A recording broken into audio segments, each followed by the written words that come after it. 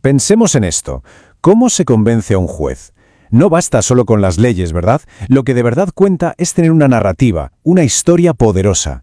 Pues bien, hoy vamos a desgranar precisamente eso, el arte de construir una defensa que no solo sea sólida, sino que sea ganadora en un juicio oral.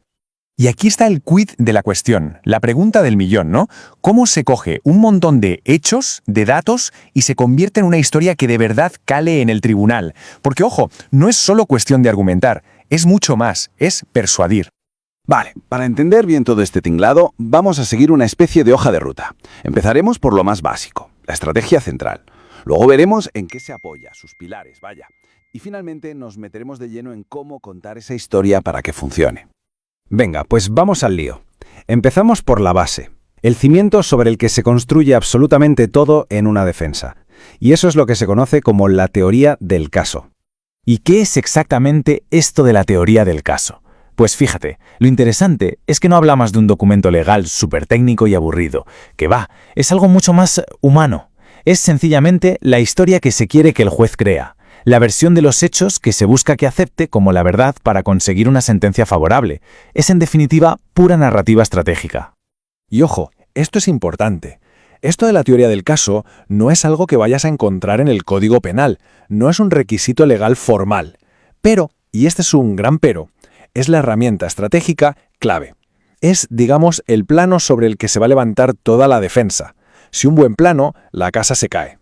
Siguiendo con la metáfora de la construcción, si la teoría del caso es el plano, toda buena construcción necesita unos cimientos que la sujeten bien, ¿no? Pues esta teoría se apoya exactamente en eso, en 3 pilares fundamentales. Y la lógica que siguen estos pilares es aplastante.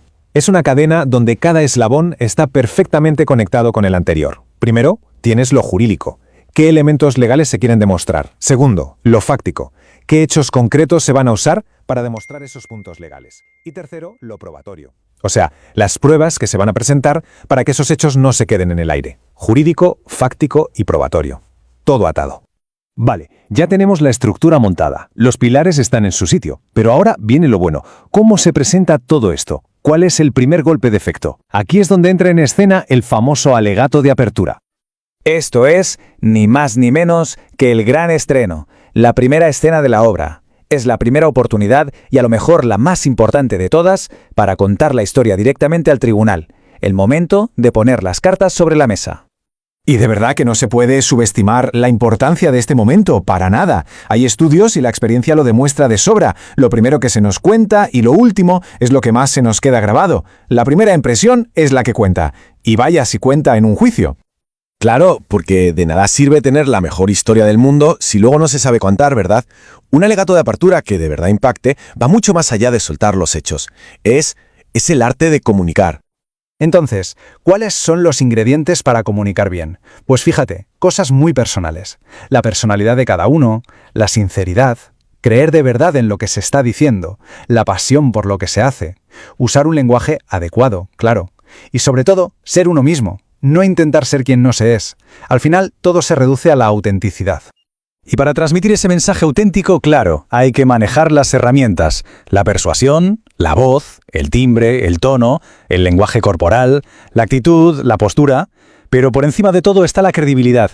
Y aquí hay una regla de oro que es sagrada. No prometer nunca, jamás, algo que no se pueda demostrar. Es mejor quedarse corto que pasarse de frenada. Venga, pues vamos a bajarlo más a tierra, a lo práctico. ¿Qué técnicas y qué contenidos son clave para que un alegato de apertura no sea simplemente correcto, sino que sea memorable? Aquí hay varias claves. La primera y fundamental, no se lee. Esto no es leer un papel. Se trata de demostrar cómo se conecta todo, lo fáctico, lo jurídico y las pruebas. Hay que dejar muy claro qué hechos se van a probar y con qué evidencia se cuenta. Y si se puede, usar apoyos visuales. Es una presentación viva, no un monólogo aprendido. ¿Y cómo se ordena esta historia? Bueno, pues no hay una sola manera de hacerlo. Se pueden seguir varias estructuras lógicas. Por ejemplo, la cronológica, contando las cosas como pasaron. O seguir el orden de los testigos y las pruebas. O incluso organizarlo por temas legales. Pero desde el punto de vista del storytelling, de contar la historia, los principios son claros. Ser directo, usar un estilo de crónica y, un truco muy bueno, empezar por lo más importante, soltar la bomba al principio. Y hablando del contenido, una jugada muy inteligente por parte de la defensa es meter en el relato ciertos elementos clave.